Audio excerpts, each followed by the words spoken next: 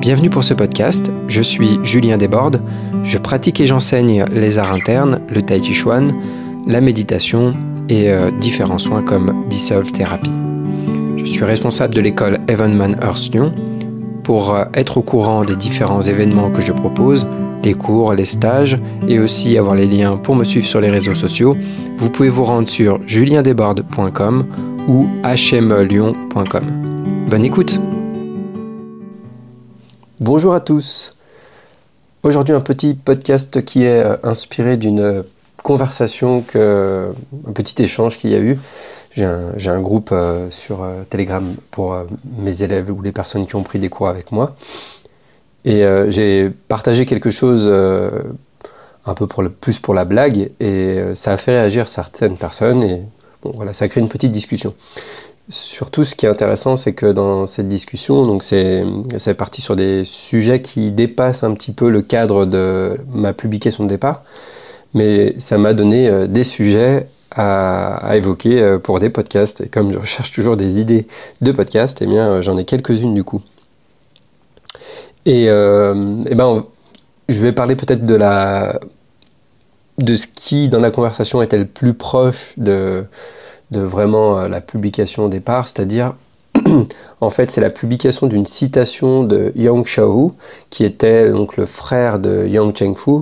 Yang Chengfu qui est un des maîtres de Tai Chi les plus connus. Il a beaucoup diffusé le style Yang. Et donc, cette citation, c'est...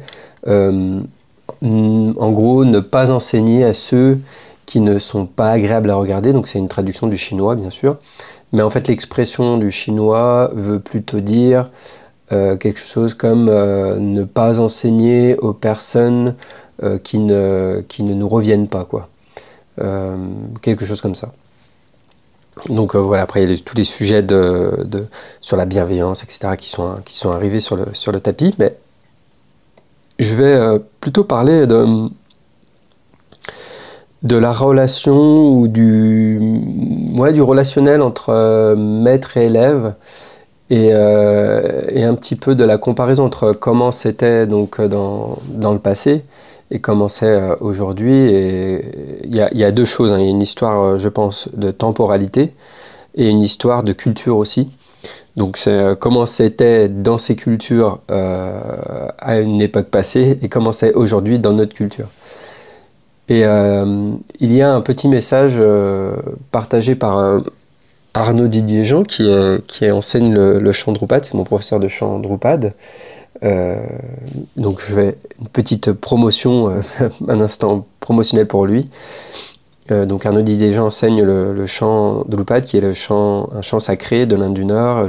Il enseigne aussi le yoga du son, mais il propose des enseignements aussi en ligne. Donc si le son, la vibration vous intéresse, je ne peux que vraiment vivement le recommander, parce que dans le monde du son, de la vibration et de yoga du son, etc., de mon point de vue, il existe quand même beaucoup de bêtises et de choses qui ne sont pas forcément très super. Bref. Donc, je recommande Arnaud. Si vous tapez son nom, Arnaud Didier-Jean, vous devriez le trouver assez facilement. Ou sinon, si ça vous intéresse, vous pouvez toujours me contacter, je vous enverrai vers lui, ou un lien vers son site. Donc, je pense qu'il ne m'en voudra pas de partager cette petite réflexion. Arnaud est assez, j'ai envie de dire, érudit au niveau historique sur le yoga, les origines du yoga, etc. Et donc, il partage quelque chose qui est totalement, qui fait sens. Et comme il le formule de manière très bien et très claire, je vais me servir de cette phrase. Donc, il dit que la transmission dans les milieux traditionnels moyenâgeux ne connaissent pas, historiquement parlant, l'idée que la connaissance des arts devrait être ouverte à tous et à toutes. En règle générale, c'est plutôt le contraire. Les places sont chères et réservées à ceux qui, soit par leur statut, le plus souvent, ou soit par leur mérite, définis donc à l'intérieur du cercle fermé, sont éligibles. Les idées modernes et soucis pédagogiques et d'accessibilité à tous sont donc aussi étrangères aux textes et aux destinataires de ces textes, dont on croit souvent à tort qu'ils s'adressent à tout le monde. Donc en gros, à cette époque, dans les époques anciennes, moyenâgeuses, effectivement, donc il n'y avait pas cette idée-là qu'on enseignait et que c'était fait pour tout le monde et il fallait rendre ça accessible à tout le monde, etc. Et c'était plutôt vraiment l'inverse. Donc si on prend l'exemple du Tai Chi Chuan, par exemple, donc il y avait déjà, à l'époque où les arts martiaux étaient vraiment utilisés dans un cadre de défense d'un clan, évidemment, c'était réservé à des personnes bien spécifiques, à l'élite, et on voulait en plus pas que ça sorte du clan. Parce qu'on voulait pas, bien sûr, que les techniques secrètes soient découvertes par des clans et puissent être utilisées par des clans ennemis. Voilà. Mais donc, on a, disons, si je fais une grosse caricature, mais on a donc une époque et une culture dans laquelle, si on voulait apprendre avec des maîtres, il fallait se lever tôt le matin et faire des sacrés efforts. Hein, on peut retrouver un peu cette idée-là dans certains films. Je crois dans Kill Bill, on a un peu ce truc-là. Et il fallait supplier le maître, il fallait montrer patte blanche, quoi. Il fallait des fois même faire bien plus que ça pour que le maître accepte de nous enseigner, quoi. Et aujourd'hui, donc, on a évidemment dans notre temps et dans notre culture exactement l'inverse, c'est-à-dire que les enseignants doivent faire du marketing, machin, se plier aux volontés des élèves, etc. Bien sûr, quand je dis qu'il doit faire ça, c'est pas totalement vrai, hein, je fais des gros clichés. Mais on est dans un truc un peu comme ça, on est dans un monde de la consommation, et donc tout le monde ne reconnaît pas la valeur d'un enseignement, etc. Et donc beaucoup de personnes, disons que la grosse masse, cherche un cours de tai chi, par exemple, comme elle fait ses courses. Et donc on est dans des choses qui sont un peu extrêmes, c'est-à-dire que je trouve que l'un et l'autre sont complètement extrêmes. Mais ce qui est intéressant dans la discussion, c'est que ça m'a amené à cette réflexion, et donc qui rejoint un petit peu ça, c'est-à-dire que je me suis dit, il est totalement normal, personne, je pense, ne va me contredire là-dessus, de conseiller, par exemple, si quelqu'un dit, moi je cherche un professeur de tai chi, ou une école de tai chi, il serait normal d'entendre des choses comme « Ok, choisis bien, tu peux en essayer plusieurs, choisis celui qui t'inspire le plus, que tu trouves peut-être le meilleur. Si tu as un prof, tu peux pas le voir, quoi, et tu l'aimes pas, enfin il te revient pas ou quoi, prends peut-être pas des cours avec lui. » Bien sûr, je mets tout ça entre guillemets parce que on peut ne pas aimer la personnalité de quelqu'un, mais reconnaître la valeur de ce qu'il transmet, et dans ce cadre-là, accepter, mettre de côté un peu son comportement pour prendre ses compétences. Si par contre on apprend le tai chi parce qu'on souhaite être plus cool, plus ouvert, plus tranquille, apprendre à relâcher, etc., évidemment que si j'aime pas le prof, parce qu'il dégage pas ça justement, c'est peut-être pas une bonne idée de suivre des cours avec lui, parce que si lui il n'incarne pas les qualités humaines que moi je souhaite développer au travers de la pratique, c'est que sa pratique elle a pas l'air de bien marcher, surtout s'il pratique depuis 30-40 ans. Bon.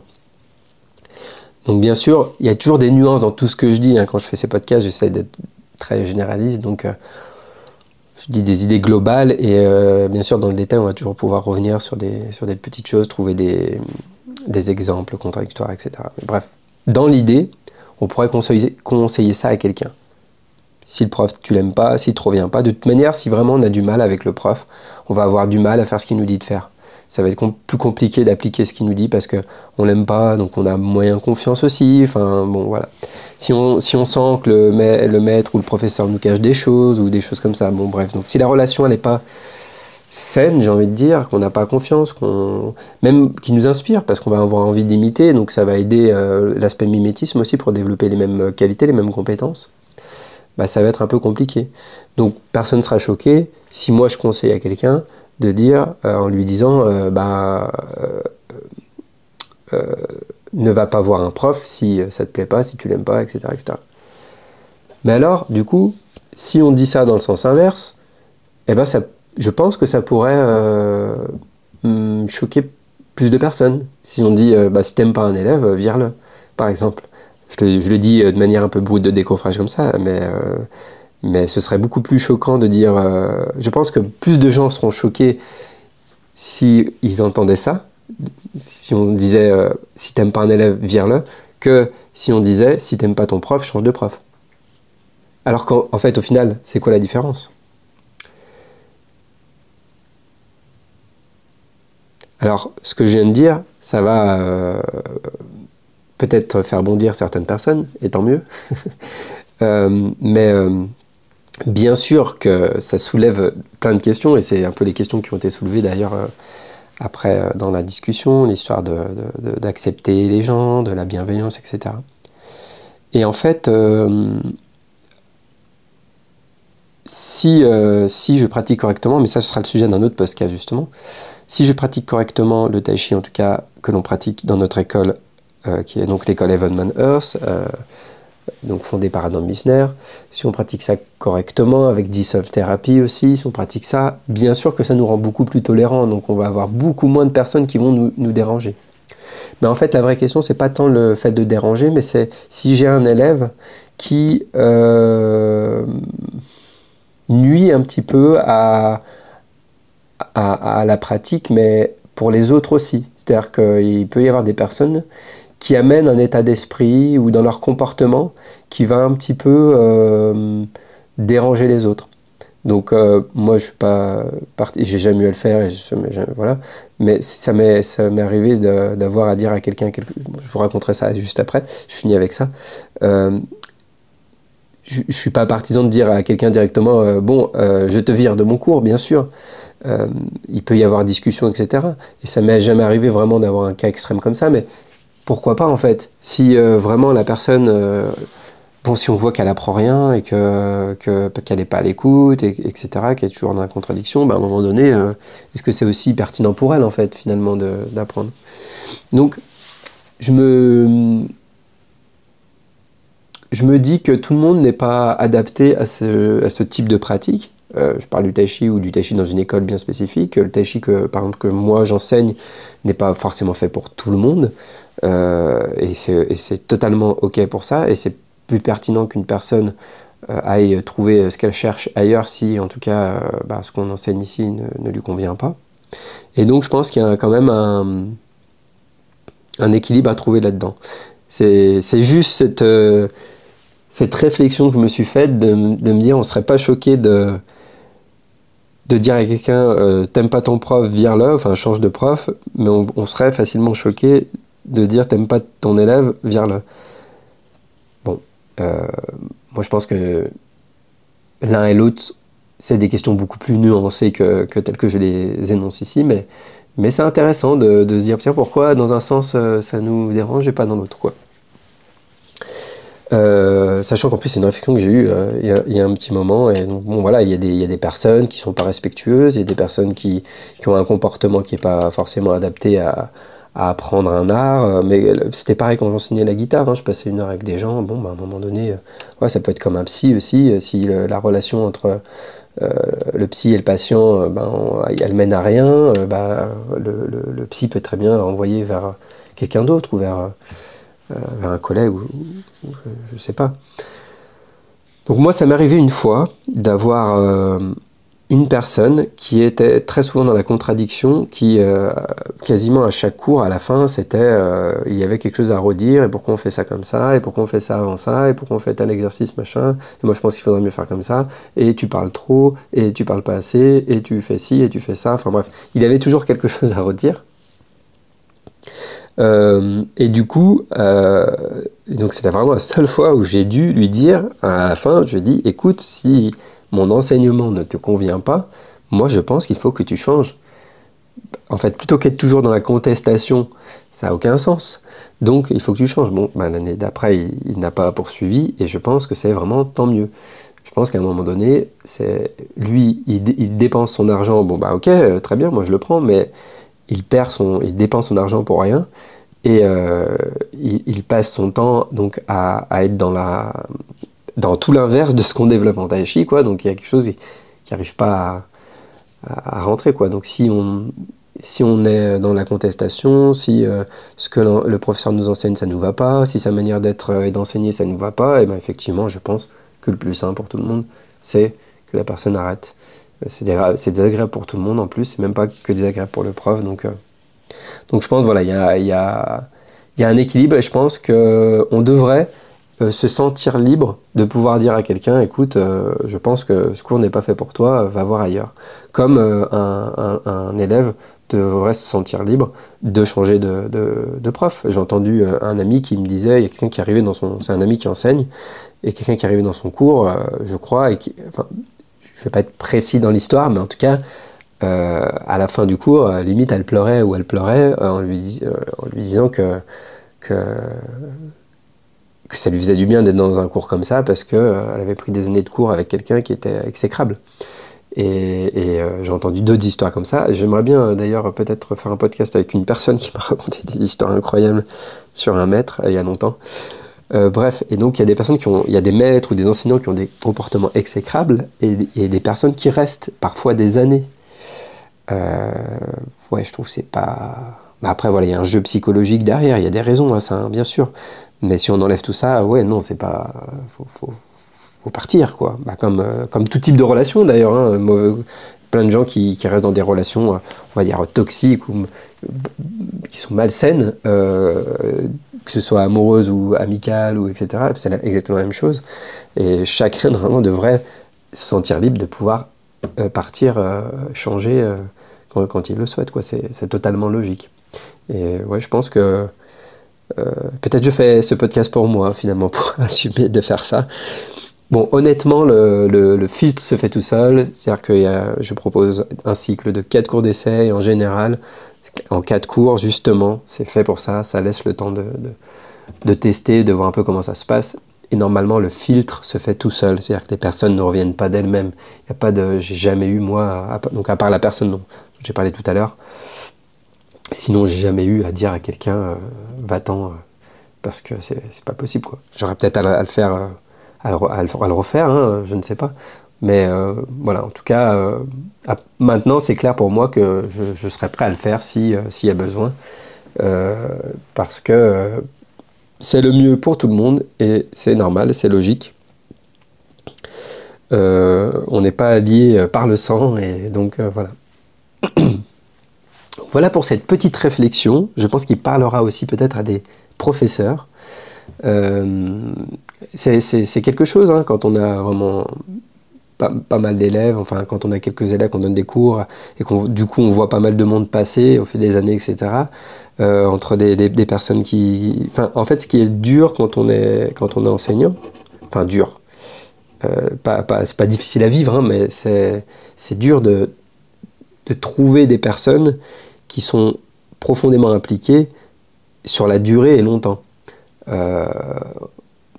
En général, on dit un maître, il a, je sais pas, 4-5 élèves vraiment à fond autour de lui, quoi, dans toute sa vie. Voilà, c'est pas beaucoup. Donc, faut s'adapter aux différents publics qu'on peut avoir, et donner ce qu'on a à donner en fonction du public. Il y a parfois juste un déséquilibre entre ce que certaines personnes peuvent attendre ou souhaiteraient avoir dans les cours par rapport au temps qu'elles y consacrent et à l'investissement qu'elles donnent vraiment.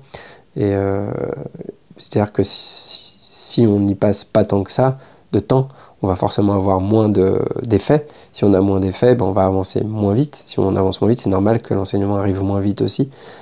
Donc voilà, il faut juste apprendre à accepter la frustration que le tâchi, ça prend du temps et tout ça, et voilà. Enfin bref, c'est sûr que c'est des sujets qui sont intéressants quand on enseigne à partager. Mais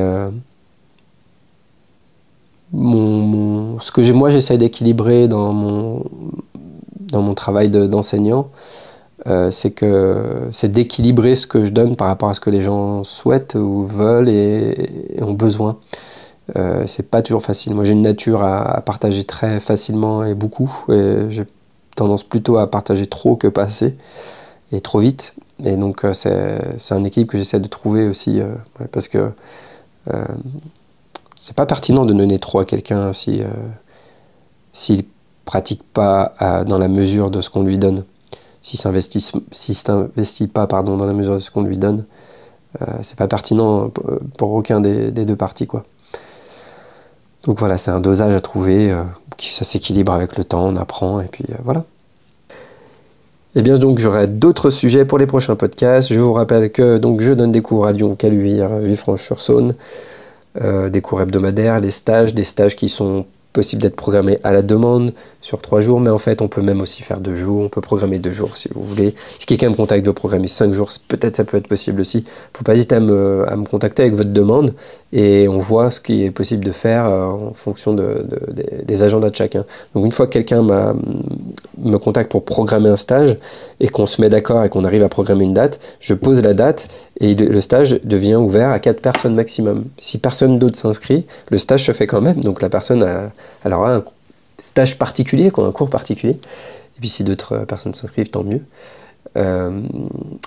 Et puis il y a une journée aussi par mois qui est déjà programmée donc, sur le site, sur la page des stages. Et n'hésitez pas à me dire aussi, m'envoyer des retours. Régulièrement, j'ai des personnes qui me font des retours sur les podcasts, donc c'est très sympa. Moi, ça m'encourage aussi d'en faire. Quand on sait qu'on a écouté et puis que ça sert à quelque chose, bien sûr, c'est toujours plus encourageant de continuer que si on pense que ça sert à rien. Donc, bonne pratique à tous et puis à très bientôt. Au revoir.